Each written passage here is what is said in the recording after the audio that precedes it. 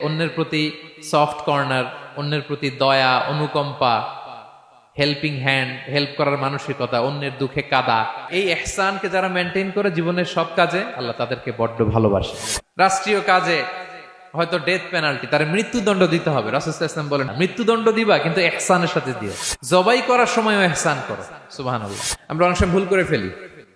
আমরা গরু শোয়ানোর পরে এই রশি কোথায়, এই ছুরি কোথায়, এই কষাই কোথায়, এই যে 7 জনের নামে জবাই হবে এদের নাম কোথায়, গরুটাকে আমরা কষ্ট দিচ্ছি। রাসূল সাল্লাল্লাহু আলাইহি ওয়াসাল্লাম বলে না, মুমিনের প্রতিটি কাজে ইহসানের পরশ থাকে। আল্লাহ তাআলা অনেক শ্রেণীর ব্যক্তিকে ভালোবাসেন বলে তিনি ঘোষণা করেছেন। তিনি বলেছেন যে আমি তাদেরকে ভালোবাসি। এর মধ্যে 1 নাম্বার হচ্ছে আল মুহসিনুন।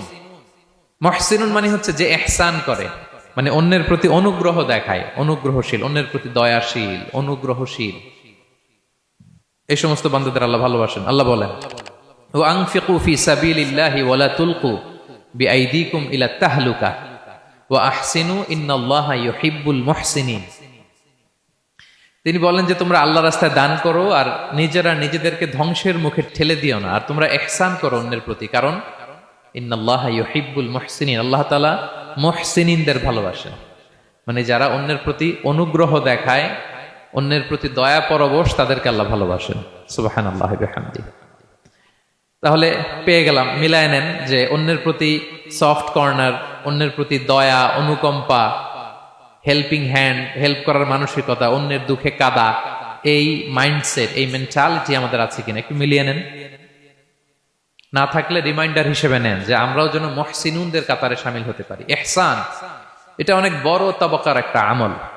ইবাদতেও ইহসান লাগবে, ইবাদতের বাইরে সামাজিক কর্মকাণ্ড, রাষ্ট্রীয় কর্মকাণ্ড, সব কাজে আল্লাহ তাআলা এই ইহসানকে আবশ্যক করেছেন। অনুগ্রহ, অন্যদের প্রতি অনুগ্রহশীল হওয়া। ইবাদতে ইহসানটা কেমন? সাইয়েদনা জিবরাইল আলাইহিস সালাম রাসূল সাল্লাল্লাহু আলাইহি ওয়াসাল্লামকে জিজ্ঞেস করেছিলেন যে ইয়া রাসূলুল্লাহ ফাখবিরনি আনিল ইহসান, ইহসান আবার কি, আমাকে একটু বলেন। তো ইবাদতে ইহসানটা কেমন? রাসূল সাল্লাল্লাহু আলাইহি ওয়াসাল্লাম বললেন যে ইহসান হচ্ছে আন তা'বুদাল্লাহা কাআন্নাকা তারাহু ফাইন লাম তাকুন তারাহু ফাইন্নাহু ইয়ারাক। তুমি এমন ভাবে ইবাদত করবে, তুমি ভাববে যে তুমি আল্লাহকে দেখছো, তুমি আল্লাহকে দেখে দেখে ইবাদত করতেছো, এরকম ভাবো না একটু। আর এটা ভাবতে যদি কষ্ট হয়, অন্তত এতটুকু তো ভাবো যে আল্লাহ তোমায় দেখছেন। এতটুকু ভাবা যাবে না? আমরা যখন নামাজ পড়ি, আমাদের প্রত্যেকটা সালাতের মুহূর্তে আমাদের এটা ভাবতে হবে যে আল্লাহ তাআলা কিন্তু আমাকে দেখছেন। এই যে আমি ফিসফিস করে সুবহানা রাব্বিয়াল আলা পড়ি, সুবহানা রাব্বিয়াল আযীম পড়ি, আমি তাসবিহ পড়ি, আমার রুকু সেজদা সবকিছু আমার আল্লাহ দেখছেন। এই সেন্স, এই অনুভূতি যদি আপনার মধ্যে থাকে, এটাই হচ্ছে ইবাদতের ইহসান।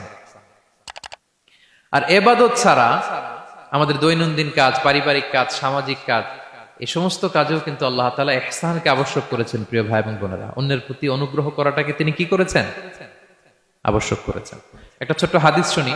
হাদিসে রাসূল সাল্লাল্লাহু আলাইহি ওয়াসাল্লাম ইরশাদ করছেন যে ইন্নাল্লাহা তাবারাকা ওয়া তাআলা কাতাবাল ইহসানা আলা কুল্লি শাই। আল্লাহ তাআলা সবকিছুর উপর ইহসানকে আবশ্যক করেছেন, সবকিছুর উপর।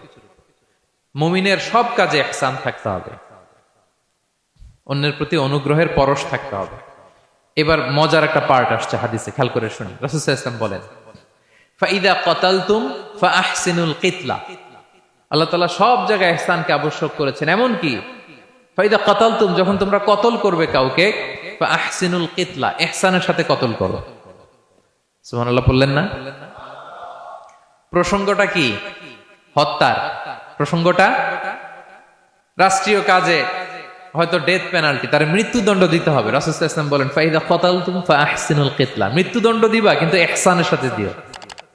আপনি চাইলেই তার কান কেটে ফেলতে পারবেন না, তাকে শ্বাসরুদ্ধ করতে পারবেন না, পেট্রোল দিয়ে তার দেহ জ্বালিয়ে দিতে পারবেন না, চাইলেই এই দেহটারে আপনি নষ্ট করতে পারবেন না। রাষ্ট্রীয় কাজে বিচারে সাব্যস্ত হয়েছে তার এখন ডেথ পেনাল্টি, মৃত্যুদণ্ড কার্যকর করবেন, ঠিক আছে, কিন্তু সেখানে ইহসানের সাথে।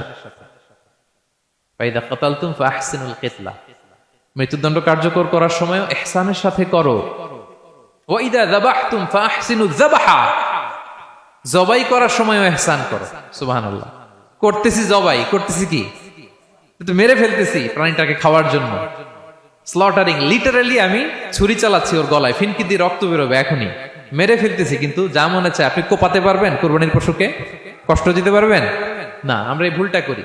রাসূল সাল্লাল্লাহু আলাইহি ওয়াসাল্লাম দেখেন আরো স্পেসিফিক করে বলছেন যে ওয়ালিউহিদ্দা আহাদুকুম শাফরাতাহু ওয়ালিউরিহ যাবিহাতাহু, তোমরা জবাইয়ের সময় তোমাদের ছুরিটাকে ধার করে নিও, যাতে করে প্রাণীটা কম কষ্ট পায়। সুবহানাল্লাহ। আমরা অনেক সময় ভুল করে ফেলি। আমরা গরু শোয়ানোর পরে এই রশি কোথায়, এই ছুরি কোথায়, এই কষাই কোথায়, এই যে 7 জনের নামে জবাই হবে এদের নাম কোথায়, গরুটাকে আমরা কষ্ট দিচ্ছি। রাসূল সাল্লাল্লাহু আলাইহি ওয়াসাল্লাম বলে না, মুমিনের প্রতিটি কাজে ইহসানের পরশ থাকে। তারা প্রাণী জবাই করবে ঠিকই খাওয়ার জন্য, কিন্তু এখানেও ইহসান করতে হবে, ঠিক কিনা? তারা মৃত্যুদণ্ড কার্যকর করবে, ডেথ পেনাল্টি রাষ্ট্রীয় আইনে, কিন্তু যেমন মনে চায় তেমন করা যাবে না। ওইখানেও ইহসান রাখার দরকার আছে না নাই? প্রিয় ভাইয়েরা, এই ইহসানকে যারা মেনটেন করে জীবনের সব কাজে, আল্লাহ তাদেরকে বড্ড ভালোবাসে, বড্ড পছন্দ করে। সো আমরা যেন সবাই সবার প্রতি ইহসান করি। স্বামী স্ত্রীর প্রতি ইহসান করুন, স্ত্রী স্বামীর প্রতি ইহসান করুন, বাবা সন্তানের প্রতি, সন্তান বাবার প্রতি, পরিবারের সকল সদস্যদের প্রতি ইহসান করুন, কর্মচারীদের প্রতি ইহসান করুন, সহকর্মীদের প্রতি ইহসান করুন।